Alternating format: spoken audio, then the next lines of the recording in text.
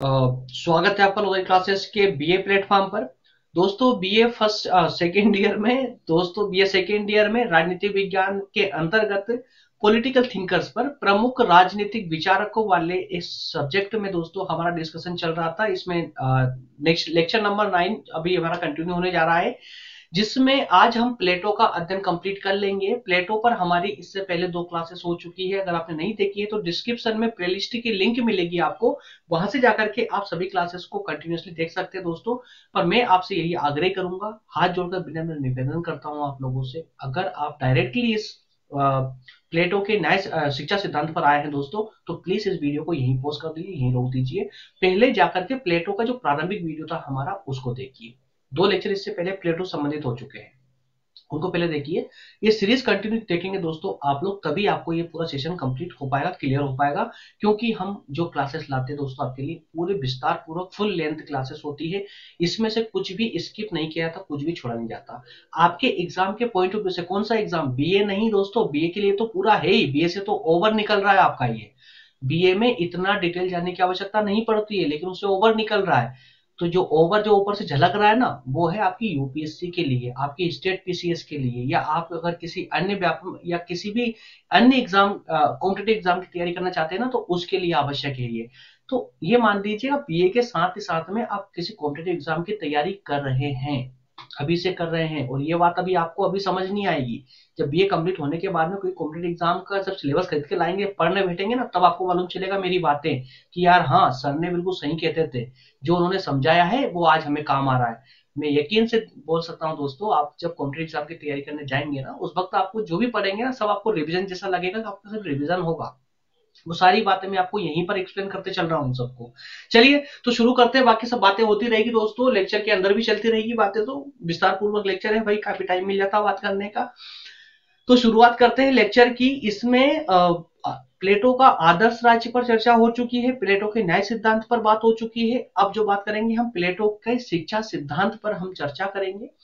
जो नए दोस्त हैं उनको बता दूं, इस प्लेटफॉर्म पर आपको सभी बीए से संबंधित सभी सब्जेक्टों को पूरे विस्तार पूर्वक यूपीएससी को दृष्टिकोण में रखते हुए सभी फुल लेंथ क्लासेस लाई जाती है।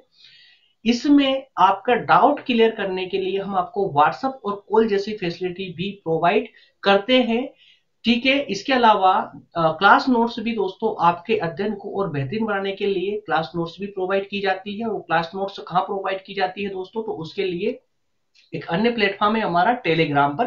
टेलीग्राम पर आप लोगों के लिए ग्रुप बनाया है हमने, जिसका नाम है लोधाजी क्लासेस। जी हाँ, जिस नाम से यूट्यूब चैनल का नाम जो है, वही नाम आपको टेलीग्राम पर ग्रुप का नाम है। उस ग्रुप को आप ज्वाइन करेंगे, लोधाजी क्लासेस नाम से ग्रुप जो है उसको ज्वाइन करेंगे, तो आपको ग्रुप मिल जाएगा आसानी से। हमारे कोचिंग का, हमारे एकेडमी का ही लोगो वहां पर देखने को मिलेगा, उसे आप ज्वाइन करेंगे तो सभी क्लास नोट्स आपको वहां लेक्चर के जस्ट नीचे हैंड टू हैंड अपलोड की जाती है लेक्चर खत्म होते ही। और इसके अलावा दोस्तों सभी क्लास के सभी daily update, daily current affair जो क्लासेस सुबह 6 बजे होती है, उसकी लिंक भी आपको वहीं पर प्रोवाइड की जाती है। इसके अलावा प्लेलिस्ट बना दी गई आप लोगों के लिए।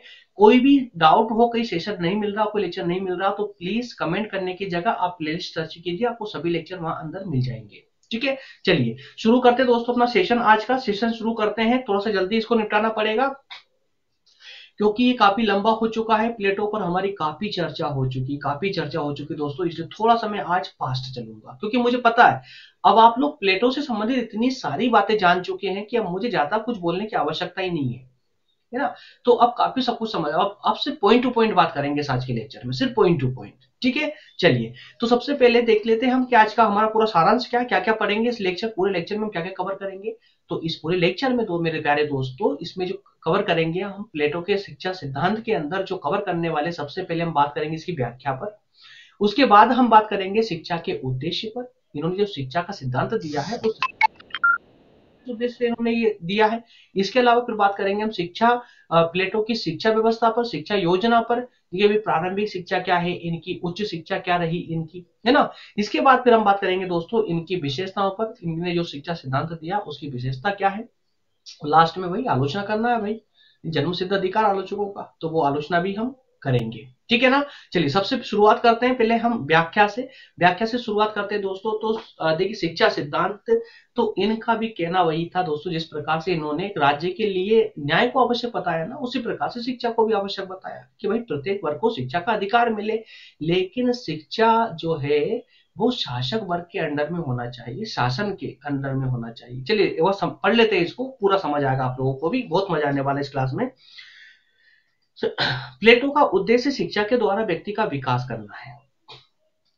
भाई शिक्षा का उद्देश्य क्या होता है? व्यक्ति का विकास करना। जब व्यक्ति का विकास होगा तो राज्य का विकास होगा। शिक्षा एक ऐसी सामाजिक प्रक्रिया है जिसके द्वारा समाज के घटक समाज के प्रति कर्तव्य का पालन करना सीखते हैं। ठीक है ना। भाई समाज में जो शिक्षा होती है ना, शिक्षा ही इंसान को वास्तविक रूप से इंसान बनाती है, शिक्षा ही वह है। अन्यथा बिना शिक्षा के इंसान, देखिए मैं इसलिए नहीं कह रहा हूं कि मैं शिक्षक हूं और मैं सिर्फ आप लोगों से इसलिए नहीं कह रहा हूं कि आप स्टूडेंट हो, आप शिक्षा ले रहे हो, बल्कि मैं एक सामान्य प्राणी होने के नाते भी मैं ये कह सकता हूं कि दोस्तों शिक्षा ही एकमात्र वो इंसान का वो गुण है जो वास्तविक रूप से एक इंसान को इंसान बनाता है।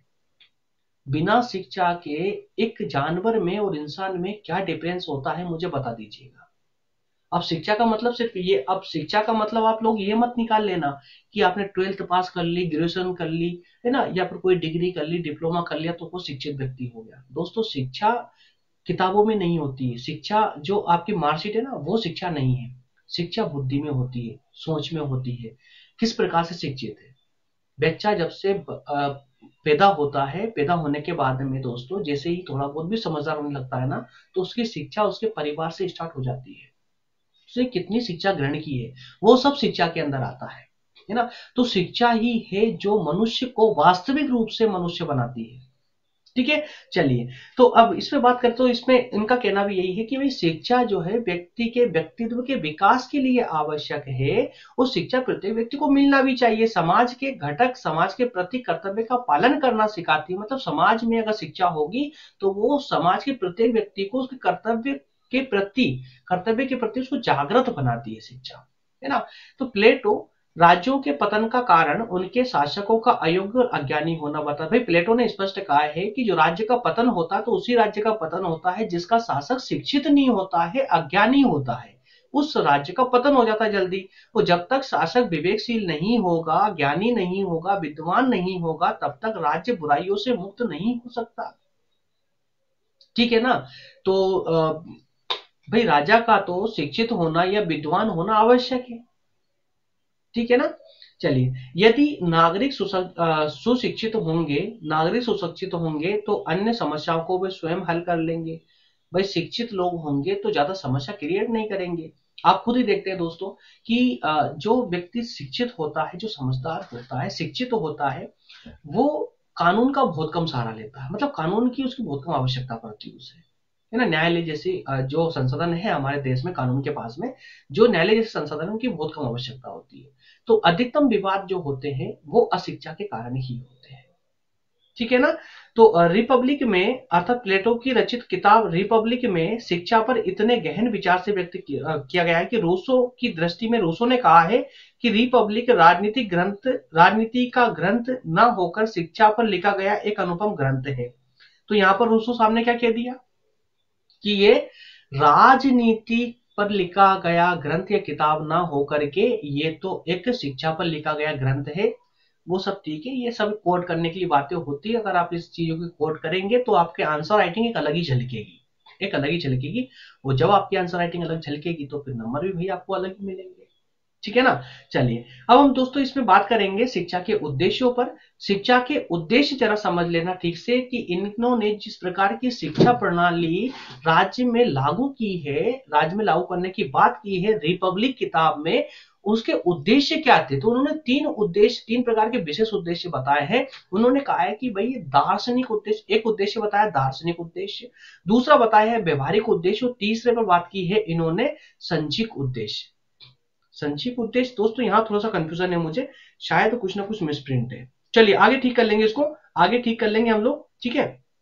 चलिए वन बाय वन करके दोस्तों इनको समझना स्टार्ट करते हैं। शिक्षा के उद्देश्यों के अंतर्गत प्लेटो के अनुसार शिक्षा में निम्नलिखित 3 उद्देश्य बताए गए हैं। दार्शनिक उद्देश्य, दार्शनिक दृष्टि से शिक्षा का उद्देश्य सत्य की प्राप्ति, जिसे प्लेटो के गुण, प्लेटो ने क्या कहा है, गुण कहा है। दरअसल थोड़ी मिसप्रिंट ज्यादा होने लगी है। एक्चुअली पीपीटी बनाने वाली जो टीम है हमारे, कुछ बच्चे हैं यार, उनसे काम करवाना पड़ता है ना। तो थोड़ा सा मिसप्रिंट तो हो जाता है।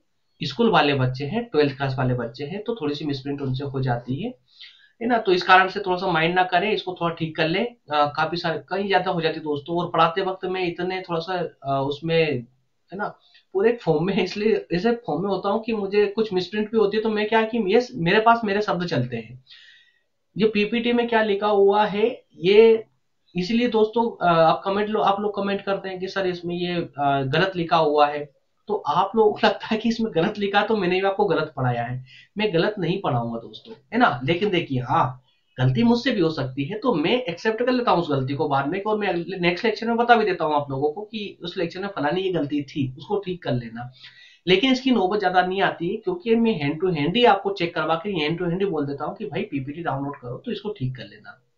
लेकिन कुछ स्टूडेंट है जो काफी, जैसे हो सकता है कोई 2 महीने बाद लेक्चर देख रहा हो, कोई 3 महीने बाद लेक्चर देख रहा हो, और टेलीग्राम से वो हजारों मील दूर हो, टेलीग्राम चैनल से, तो फिर उनके लिए तो समस्या रहती है। उनको तो ऐसे लगता है कि सर ने गलती कर दी है। चलो छोड़ो उस बात को। तो आप लोगों से मेरा विशेष निवेदन यही है दोस्तों, कि इनको तुरंत ठीक करेंगे ज्यादा बेहतर रहेगा, ठीक कर लिया करें इनको जो मिसप्रिंट हो जाती है। तो दार्शनिक उद्देश्यों के अंतर्गत तो इनका कहना यह है कि दार्शनिक दृष्टि से शिक्षा का उद्देश्य सत्य की प्राप्ति करना है, सत्य की प्राप्ति करना है। तो भाई एक शासक में अगर शिक्षा होगी, शासक अगर शिक्षित होगा, उसको अगर उचित शिक्षा प्राप्त होगी शासक को, तो वो क्या करेगा, एक सत्य, उसके जो दृष्टिकोण है ना दोस्तों, उसमें एक न्याय आएगा, उसमें सत्य की झलक झलकेगी एक शासक के दृष्टिकोण में। और प्लेटो ने इसी को कहा है गुण, गुण कहा है। ठीक है, नेक्स्ट है व्यवहारिक उद्देश्य। भाई व्यवहारिक उद्देश्य के अंदर प्लेटो ने क्या कहा है, तो व्यवहारिक उद्देश्य के अंतर्गत प्लेटो ने कहा है कि प्लेटो के अनुसार शिक्षा का व्यवहारिक उद्देश्य दार्शनिकों व सैनिकों को इस प्रकार प्रशिक्षित करना था कि उनकी आत्मा में निहित गुणों का पूर्णतः विकास हो सके और वे अपने अपने निर्धारित कार्यों को पूर्णतः से कर सके। तो व्यवहारिक उद्देश्य उन्होंने यही बताया है कि जो शासक वर्ग है और सैनिक वर्ग है, दोनों को जो है अच्छी से ट्रेनिंग दी जाए, उनको ट्रेनिंग दी जाए, प्रशिक्षित अच्छे से किया जाए, और प्रशिक्षित जिस कार्य को उनसे करवाना है ना, उस कार्य के लिए बहुत अच्छे से प्रशिक्षित किया जाए, और जितनी भी क्वालिटी उनके अंदर है उसको पूरा निखारा जाए उस क्वालिटी को, जिससे कि वो अपना कार्य उचित रूप से कर सके।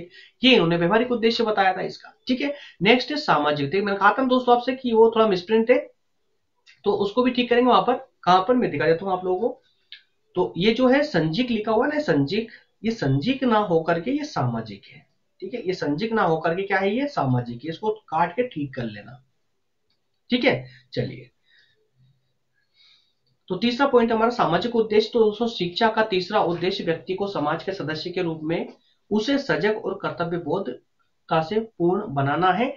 भाई सामाजिक उद्देश्य के अंदर ये कि समाज अगर शिक्षित होगी, समाज का प्रत्येक व्यक्ति शिक्षित होगा, तो उसे अपने कर्तव्यों का बोध रहेगा और वो ईमानदारी से अपना कार्य भी करेगा और राज्य के प्रति ईमानदार रहेगा, राज्य के कर्तव्यों के प्रति ईमानदार रहेगा, अपने कर्तव्य का पालन करता रहेगा।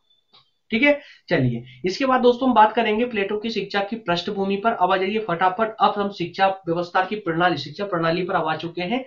इसमें अब हम बात करेंगे शिक्षा की व्यवस्था पर कि इन्होंने किस प्रकार की शिक्षा व्यवस्था की थी, क्या पृष्ठभूमि। जरा पहले पृष्ठभूमि को समझ लेते हैं। प्लेटो ने दोनों शिक्षा पद्धतियों का सूक्ष्म अध्ययन किया और दोनों के गुणों का समन्वय किया। अब ये दोनों से कंफ्यूज होने की आवश्यकता नहीं है, दोनों का मतलब हुआ उच्च शिक्षा और प्रारंभिक शिक्षा, प्रारंभिक शिक्षा और उच्च शिक्षा। इसी को यहाँ शॉर्ट में लिख दिया गया है, दोनों, प्रारंभिक और उच्च शिक्षा। ठीक है ना। तो प्लेटो ने दोनों शिक्षा पद्धतियों का बहुत गहन अध्ययन किया और दोनों के गुणों का समन्वय किया, दोनों के गुणों को मिला करके उन्होंने फिर अपना शिक्षा सिद्धांत प्रस्तुत किया आपके सामने। अनिवार्य सैनिक शिक्षा का विचार स्पार्टा से ग्रहण किया, स्पार्टा से। आपने पिक्चर देखी है क्या, 300 हॉलीवुड मूवी है, जिस स्टूडेंट ने देखी होगी उसमें आपने देखा होगा कि जो अहम पार्ट होता है स्पार्टा, 30 लोग शायद होते हैं उसमें, 300 होते हैं शायद, या फिर हाँ 300 स्पार्टा होते हैं जो काफी हजारों जनसंख्या से लड़ते हैं उस पिक्चर में। तो वही स्पार्टा जो प्रजाति वहां बताई जाती है दोस्तों, उसी स्पार्टा से इन्होंने अनिवार्य शिक्षा पद्धति को ग्रहण किया और मनुष्य के व्यक्तित्व का पूर्ण विकास और उस राज्य द्वारा नियंत्रित शिक्षा के विचार जो है इन्होंने एंथेस की शिक्षा से लिया, एंथेस की शिक्षा व्यवस्था से इन्होंने ग्रहण किया। ठीक है ना। चलिए, प्रारंभिक शिक्षा पर पहले हम बात करेंगे, उसके बाद में फिर हम आएंगे इनकी उच्च शिक्षा पर। तो प्रारंभिक शिक्षा के अंतर्गत दोस्तों पॉइंट टू पॉइंट चल रहा हूं क्योंकि ये सारी चीजें आपको पहले से पता है। मैं जानता हूं इसके सब में कुछ भी सिखाने जैसा समझाने जैसा कुछ भी नहीं है, बस फटाफट करते जाऊंगा, आप समझते चले जाएंगे, इसमें कुछ भी नहीं है समझाने जैसा।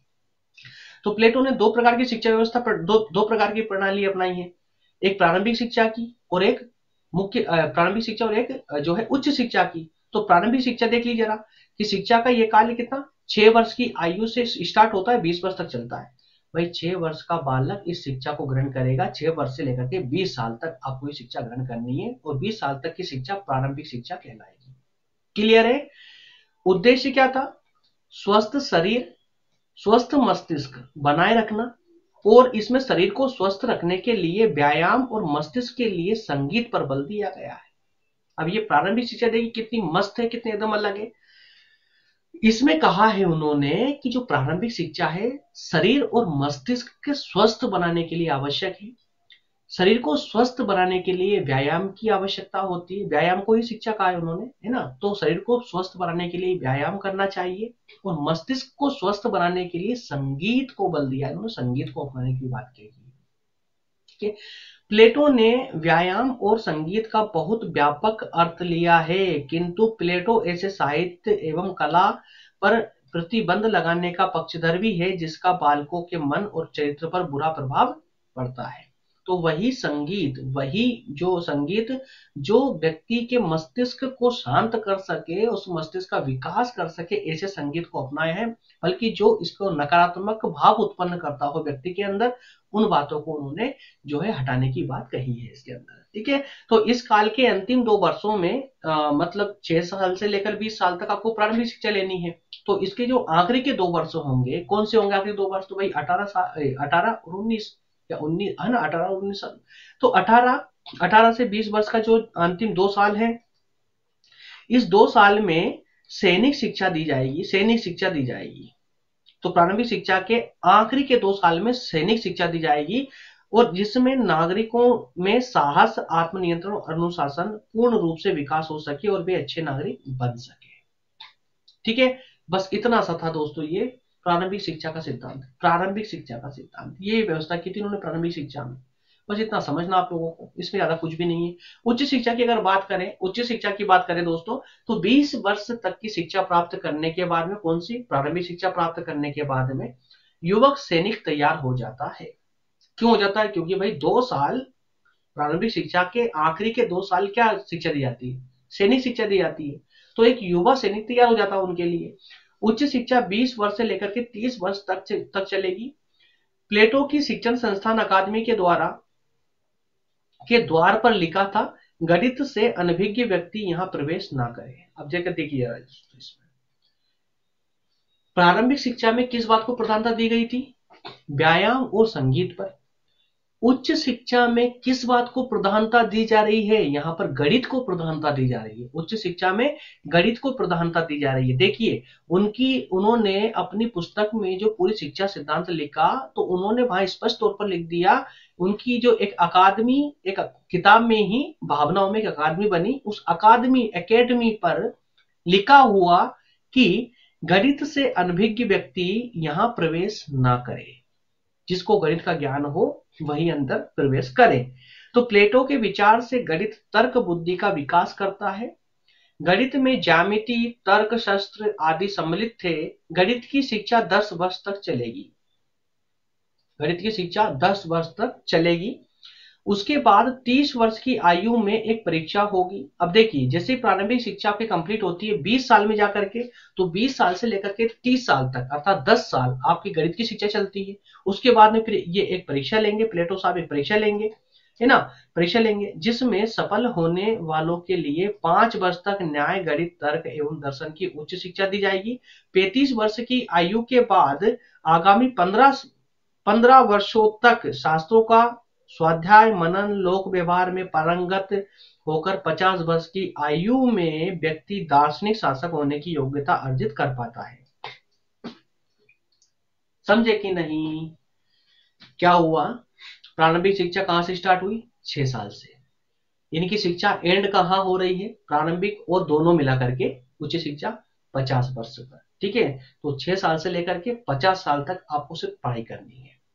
और जब आप पूरी तरह से ये सारी बातें जो इन्होंने बताई है कि प्रारंभिक शिक्षा कंप्लीट करने के बाद में फिर गणित की शिक्षा लेंगे उच्च शिक्षा के अंतर्गत, गणित की शिक्षा भी 10 साल में कंप्लीट करने के बाद में फिर आप शस्त्र तर्क वगैरह इन सबकी शिक्षा लेंगे। इस प्रकार से कंप्लीटली आपको जो है 50 वर्षों में आप एक शासक वर्ग के लिए मजबूत हो जाएंगे, तर्कपूर्ण व्यक्ति हो जाएंगे आप, तो एक दार्शनिक शासक बन जाएंगे इनके अनुसार। ठीक है, अब देखना दोस्तों, ध्यान रखना, यही बात इनकी आलोचना का भी कारण बनेगी कि इनकी शिक्षा व्यवस्था बहुत लंबी थी। ठीक है, शिक्षा प्रणाली की बहुत लंबी थी। चलिए अब वन बाय वन करके अब इनकी विशेषताओं पर डिस्कस कर लेते हैं। दोस्तों क्लियर हो रहा है ना? विशेष जो इनके दोनों शिक्षा प्रणाली थी, समझ आ रही है आप लोगों को, है ना? अब हम बात करेंगे कि विशेषताओं के बारे में। तो विशेषताओं को दोस्तों हम कुछ पॉइंटों के माध्यम से देख लेंगे शॉर्ट में, इसमें कोई वो नहीं है कि इनका डिटेल करना पड़े। चलिए, तो प्लेटो ने शिक्षा पर राज्य का नियंत्रण अनिवार्य माना है। प्लेटो ने कहा है कि भाई जो शिक्षा प्रणाली है ना वो राज्य के अनुसार, राज्य के नियंत्रण में होना चाहिए, ताकि राज्य अपने अनुसार जनता को शिक्षा प्रदान कर सके, सैनिकों को शिक्षा प्रदान कर सके अपने अनुसार। ठीक है, तो प्लेटो के अनुसार शिक्षा शारीरिक, मानसिक, बौद्धिक और आत्मिक विकास का माध्यम होना चाहिए। जो भी शिक्षा होगी वो, प्लेटो की शिक्षा न्याय की प्राप्ति के लिए आवश्यक है। भाई शिक्षा में न्याय आवश्यक है, ऐसी शिक्षा दी जानी चाहिए जिससे एक न्याय का तत्व विद्यमान हो समाज के अंदर। नेक्स्ट है, प्लेटो ने मनोवैज्ञानिक एवं वैज्ञानिक आधार पर अपनी शिक्षा योजना को प्रारंभिक एवं उच्च शिक्षा से में विभाजित किया है ना? प्रारंभिक तो दो प्रकार की शिक्षा प्रणाली उन्होंने अपनाई थी, आपको बता चुका हूं मैं। प्लेटो ने स्त्री पुरुष दोनों के लिए समान शिक्षा की व्यवस्था की है। समान शिक्षा की व्यवस्था की प्लेटो ने स्त्री पुरुष दोनों के लिए। ठीक है, नेक्स्ट है प्लेटो ने धर्म एवं नैतिकता को उचित स्थान दिया है। अपने शिक्षा के सिद्धांत में प्लेटो ने धर्म और नैतिकता को उचित स्थान दिया है। पॉइंट नंबर 7 में है, प्लेटो शिक्षा को ज्ञान प्राप्ति का मुख्य साधन बताता है। भाई अगर शिक्षा होगी तो ज्ञान मिलेगा, बिल्कुल सही बात है। शिक्षा का उद्देश्य ज्ञान की प्राप्ति है और मनुष्य जीवन पर्यंत ज्ञान प्राप्त कर सकता है। नेक्स्ट है, प्लेटो की शिक्षा प्रारंभ से ही मनुष्य के सर्वांगीण विकास पर बल देती है। भाई प्लेटो की शिक्षा ही शुरू से ही हम देखते आए हैं कि प्लेटो ने जो है मनुष्य के और समाज के सर्वांगीण विकास की बात की है। ठीक है ना? प्लेटो के अनुसार अध्यापक ज्ञान का ज्योति स्तंभ होता है, अतः उसे विद्यार्थियों को ज्ञान का प्रकाश देना चाहिए, है ना? पर विद्यार्थी भी तो लेने लायक हो, लेने भी तो चाहिए विद्यार्थियों को। ठीक है, चलिए अब हम बात कर लेते हैं दोस्तों इनके पूरे शिक्षा सिद्धांत की आलोचनाओं पर। जल्दी स्पीड से इसलिए निकल रहा हूं क्योंकि इसमें समझने जैसा कुछ है नहीं है। पॉइंट खुद आप लोग पढ़ेंगे ना तो सब समझ आता चला जाएगा, ज्यादा वक्त टाइम देने की जरूरत नहीं है। चलिए आलोचना पर बात कर लेते हैं दोस्तों। आलोचना के अंतर्गत हम काफी 7 पॉइंटों को देखने वाले हैं। सबसे पहले हम उत्पादक वर्ग की बात करेंगे, साहित्य की उपेक्षा, कला एवं साहित्य पर नियंत्रण कुछ किसका होना चाहिए, शिक्षा की अवधि बहुत ज्यादा लंबी है, व्यवहारिक शिक्षा इसमें बात की गई है, शिक्षा में भिन्नता नहीं है, स्त्री पुरुष को स्वाभाविक गुणों में अंतर होता है। इन सभी आधारों पर आलोचकों ने आलोचना की है, तो इनको एक एक करके समझते चलते हैं। उत्पादक वर्ग की उपेक्षा प्रथम पॉइंट है हमारा। तो प्लेटो ने, आप सभी को पता है दोस्तों, प्लेटो ने जितनी भी शिक्षा की बात की है शासक वर्ग और सैनिक वर्ग के लिए बात की है, उत्पादक वर्ग पर कोई ध्यान नहीं दिया है। इसलिए आलोचकों ने इनका पहला पॉइंट ही उठा लिया है कि इन्होंने उत्पादक वर्ग की बिल्कुल भी बात नहीं की है, उनको शिक्षा देने की बात ही नहीं की है, तो ये आलोचना का एक माध्यम बन चुका है उनका। नेक्स्ट है साहित्य की उपेक्षा। तो प्लेटो की शिक्षा में व्यायाम, संगीत, तर्कशास्त्र, दर्शन पर तो बहुत ज्यादा बल दिया, लेकिन साहित्य को तो इन्होंने बिल्कुल भी बात ही नहीं की साहित्य के बारे में। वो साहित्य के बिना क्या कोई शिक्षा पूर्ण हो सकती है? क्या नहीं हो सकती। नेक्स्ट पॉइंट है कला एवं साहित्य पर नियंत्रण अनुचित अनुचित अनुचित। कौन सा नियंत्रण भाई? शासक नियंत्रण रख रहा है, तो विद्वानों का मत है कि कला एवं साहित्य पर राज्य का कठोर नियंत्रण रखने से इनका विकास संभव ही नहीं है, नहीं हो सकता भाई। कला और साहित्य पर नियंत्रण नहीं होना चाहिए सरकार का, है ना। तो ये सही है कि ये एक अलग बात है, अश्लील साहित्य एवं चरित्र पर दुष्प्रभाव डालने वाले साहित्य और कलाओं पर प्रतिबंध होना चाहिए, लेकिन जो उचित है, जो व्यक्ति के व्यक्तित्व का विकास करे, ऐसे साहित्य या ऐसी कलाओं पर किसी भी प्रकार का किसी भी विशेष व्यक्ति का नियंत्रण नहीं होना चाहिए। वो पूरी तरह से जो है ओपन प्लेटफॉर्म पर हो, ताकि सभी उसका उपयोग कर सके। जैसा कि लोधारी क्लासेस के सभी लेक्चर ओपन प्लेटफॉर्म पर है भाई, सब लोग एक समानता के साथ में उनका इस्तेमाल कर सकते हैं। टेलीग्राम पर ग्रुप है, सभी स्टूडेंटों के लिए समान रूप से है। व्हाट्सएप पर हम आपके लिए समान रूप से उपलब्ध है। ठीक है, चलिए नेक्स्ट है, इसी में शिक्षा की अवधि अत्यधिक लंबी है। तो ये तो मैंने आपको पहले ही आगाह कर दिया था इसके लिए कि जो इन्होंने 6 साल से लेकर 50 साल तक शिक्षा की व्यवस्था की है, ये अवधि बहुत लंबी हो गई है।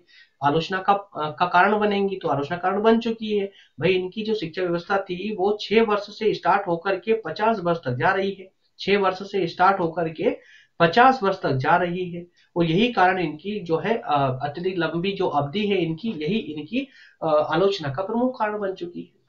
ठीक है, इसके अलावा नेक्स्ट है दोस्तों, इसमें व्यवहारिक ज्ञान, व्यवहारिक शिक्षा। तो प्लेटो ने अपनी शिक्षा में कानून, प्रशासन का व्यवहारिक ज्ञान, विज्ञान आदि विषयों की उपेक्षा कर दी है, और शासकों को इन विषयों का व्यवहारिक ज्ञान न होने से वे सफल शासक कैसे हो सकेंगे। व्यवहारिक ज्ञान की तो उन्होंने बात ही नहीं की है। इसके अलावा शिक्षा में भिन्नता नहीं, तो प्लेटो की शिक्षा में अनावश्यक एकरूपता है। सभी सैनिकों शासकों के लिए एक सा पाठ्यक्रम, जबकि सैनिक व शासकों को कई कार्य अलग अलग करने होते हैं, है ना भाई। हमारे यहाँ पर तो बीए के अंदर 50 से भी ज्यादा सब्जेक्ट मिल जाएंगे अलग अलग पढ़ाई करने के लिए, लेकिन यहाँ पर तो प्लेटो साहब ने शासक के लिए भी वही पढ़ाई, सैनिक के लिए भी वही पढ़ाई। ऐसी शिक्षा व्यवस्था आज होती तो कितना अच्छा होता ना, हमें अलग अलग नहीं पढ़ना पड़ता भाई, 2-4 सब्जेक्ट पाते, ऑल ओवर इंडिया कवर करते, टेंशन खत्म, है ना। तो प्लेटो ने एकता रखी है अध्ययन उनकी शिक्षा व्यवस्था में, जो उनकी आलोचना का कारण है।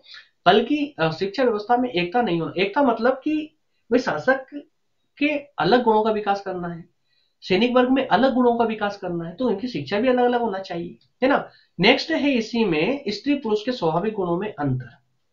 भाई प्लेटो ने स्त्रियों के लिए भी शिक्षा के द्वार खोलकर क्रांतिकारी कदम उठा। हाँ, ये बात इनकी एक अच्छी थी कि प्राचीन समय में भी इन्होंने स्त्रियों को शिक्षा की व्यवस्था दे करके, शिक्षा वाला हथियार इनके हाथों में थमा करके इन्होंने क्रांतिकारी कदम उठाया था प्लेटो ने। लेकिन वो एक बात भूल गए कि स्त्री व पुरुष के गुणों में स्वाभाविक भिन्नता होती है, अतः उनके गुणों के अनुरूप शिक्षा की समुचित व्यवस्था करना प्लेटो भूल गए थे। मतलब कि गुण के आधार पर भी, गुणों को देखते हुए भी थोड़ी बहुत भिन्नता शिक्षा प्रणाली में लाना चाहिए था इनको, है ना। कि भाई शिक्षा जैसे सैनिक वर्ग के लिए एक अलग हो, भाई सभी महिलाएं सैनिक वर्ग के लिए थोड़ी ना आ पाएंगी, है ना। अब तो हालांकि इन्होंने द्वार तो खोल दिए, लेकिन जब अलग से शिक्षा व्यवस्था उनके लिए प्रोवाइड नहीं की जाएगी, ऐसी व्यवस्था नहीं की जाएगी, है ना, जिनको महिला भी उनका शिक्षा प्राप्त कर सके, तो फिर बताइए कि वो जो द्वार खोलने का मतलब क्या हुआ, है ना। तो वो तो एक तरह से कहानी हो जाएगी आपने कि गेट तो खोल दिए हैं, लेकिन बड़े बड़े अक्षरों में लिखे हुए हैं कि कुत्ते से सावधान, मतलब पता है कि अंदर कुत्ते हैं, है ना। तो वो वाली स्थिति हो चुकी है। तो चलिए दोस्तों, निष्कर्ष पर आ चुके हैं हम, अब निष्कर्ष देख लेते हैं इसका लास्ट में।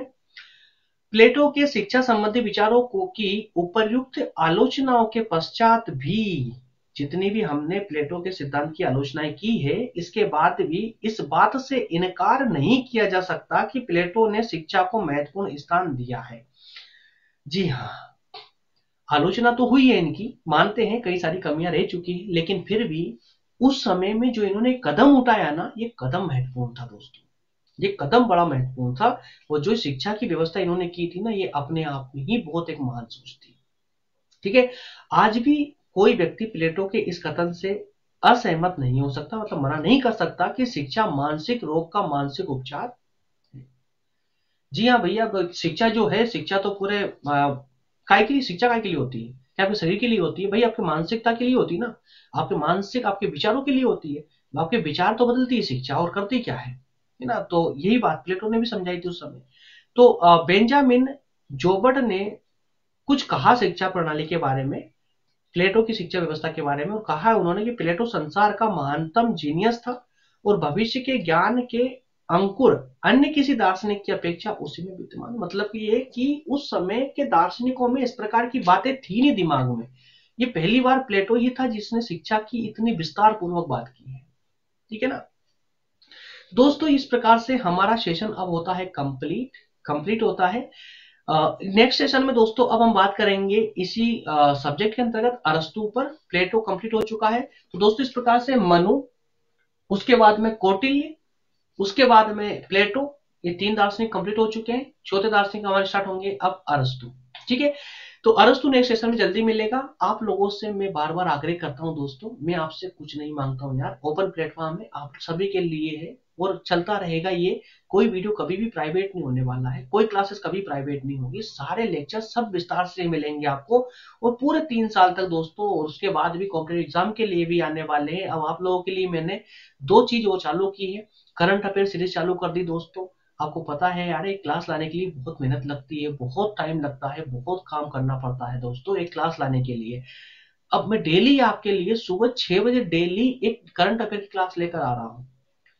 उसके अलावा हर संडे को आपको पूरे भारत में जितनी भी वैकेंसी आती रहेगी, हर संडे को आपको एक लेक्चर मिलता रहेगा जिसमें सिर्फ हम वैकेंसी पर बात करेंगे कि कौन कौन सी वैकेंसी अभी आई हुई है, किस किस वैकेंसी, कौन कौन सा टाइम है, कौन कौन सी रिक्वायरमेंट है उस वैकेंसी की, इस पर बात करते हैं ताकि आपसे कोई भी चीज छूटे नहीं। इतना कुछ करने के बाद भी यार आप लोग मेरी बात पता नहीं क्यों समझ नहीं पाते। मेरे सिर्फ एक बात बोलता हूँ दोस्तों कि थोड़ा सा शेयर करें यार, क्लासेस को शेयर करेंगे तो वो लोग जुड़ेंगे हम लोगों से। वो जुड़ेंगे तो फिर पढ़ने और पढ़ाने का मजा ही कुछ अलग आएगा यार। जब तक लाइव क्लासेस नहीं चालू होंगी ना तब तक मजा नहीं आएगा पढ़ाने का। और मैं दोस्तों लाइव क्लासेस में तभी ला पाऊंगा जब थोड़े से इसमें व्यूज बढ़ेंगे, वीडियोस पर जो हमारी क्लासेस होती हैं पर व्यूज बढ़ेंगे। अभी मुझे बताइए दोस्तों, ऑफलाइन में क्लास को अपडेट जो है आप लोगों के लिए अपलोड करता हूँ। सुबह करंट अफेयर क्लास अपलोड होती है 6 बजे, 6 बजे लेकर शाम की 6 बजे तक, अर्थात 12 घंटे में भी जो व्यूज मिलते हैं 100-150 ज्यादा व्यूज ही नहीं आ पाते हैं। तो बताइए मुझे आप लोग फिर कैसे लाइव क्लासेस पढ़ाएंगे? क्या 2-4 लोगों को लेकर के लाइव क्लास पढ़ाऊंगा मैं? आप खुद सोचिए। और जब तक लाइव क्लासेस लेकर नहीं आए तब तक मजा मुझे भी मजा नहीं आने वाला है। तो प्लीज थोड़ा शेयर करें यार क्लासेस को। अगर आपको पसंद आ रही है, आप हमारे साथ जुड़े हुए हैं, तो मैं आपसे किसी प्रकार की डिमांड नहीं कर रहा हूं दोस्तों, कोई आर्थिक डिमांड आपसे नहीं कर रहा हूं मैं। आपसे एक ही डिमांड कर रहा हूं जो आप कर सकते हैं और आपको करना चाहिए, आपका नैतिक दायित्व है ये कि क्लासेस आप देख रहे हैं दोस्तों, तो देखने के बाद में जस्ट इसको लाइक करने के बाद में इसको शेयर करें दोस्तों के साथ में। और एक बार शेयर करके अपने अपनी जिम्मेदारी से जो है अपना हाथ नहीं धो सकते, आप मुंह नहीं बोल सकते जिम्मेदारी से। एक बार शेयर करना नहीं है दोस्तों। जैसे करंट अफेयर क्लासेस डेली आती है, आपको डेली मिलती है ना, तो देखने के बाद में उसको डेली शेयर करना है उसको, क्लासेस को। जरूरी है, समझे अपने दायित्व को, अपने कर्तव्य को समझे, क्योंकि हम अपने कर्तव्यों का पूरी ईमानदारी से निर्वाह कर रहे हैं आप लोगों के लिए, निशुल्क रूप से, बिना किसी स्वार्थ के इस ओपन प्लेटफॉर्म पर हूं दोस्तों। आप लोगों को पढ़ा रहा हूं इतना विस्तार से। और यकीन मानिए दोस्तों, आप जाइए यूट्यूब, मोबाइल आपके हाथ में है, यूट्यूब को ओपन करना। ये क्लास खत्म होने के जस्ट खत्म हो चुकी है, डोंट वरी, 2 मिनट और ले रहा हूं मैं आपके पास खाली। इस क्लास के जस्ट बाद में जैसे मैं जाऊं यहाँ से, उसके बाद ही यूट्यूब पे सर्च करना दोस्तों, जितने भी बीए के जितने भी प्लेटफॉर्म है आपको पढ़ाने वाले, कौन दे रहा है आपको टॉपिक वाइज क्लास, मुझे बता दीजिए। कौन इतना विस्तार से आपको पढ़ा रहा है मुझे बता दीजिए यार। एक क्लास मुझे बता दीजिए, एक प्लेटफॉर्म बता दीजिए मुझे जो पूरा टॉपिक वाइज आपको पढ़ा रहा हो और पूरा विस्तार पूर्वक पढ़ा रहा हो। इतनी मेहनत करने के बाद भी आपसे सिर्फ एक शेयर की बात करता हूं दोस्तों कि शेयर करें यहाँ क्लासेस को, और लोग जुड़ेंगे, मजा आएगा, थोड़ा लाइव के साथ बैठेंगे, थोड़ा मजा आएगा, लाइव क्लासेस में बैठेंगे। चलिए, बाकी फिर अब आपकी सबकी मर्जी है ना, जैसा आपको उचित लगे दोस्तों। मिलते हैं नेक्स्ट सेशन में दोस्तों। नए स्टूडेंट, जो भी नए स्टूडेंट हैं वो व्हाट्सअप नंबर यहाँ से ले सकते हैं, और टेलीग्राम पर दोस्तों लोधाजी क्लासेस नाम से ग्रुप है, लोधाजी क्लासेस नाम से टेलीग्राम पर ग्रुप है, उसको ज्वाइन कर लेना, है ना। तो वहां पर सभी क्लास नोट्स आपको वहां पर मिल जाएगी। चलिए दोस्तों, मिलते हैं नेक्स्ट सेशन में, तब तक के लिए आप सभी का बहुत बहुत धन्यवाद।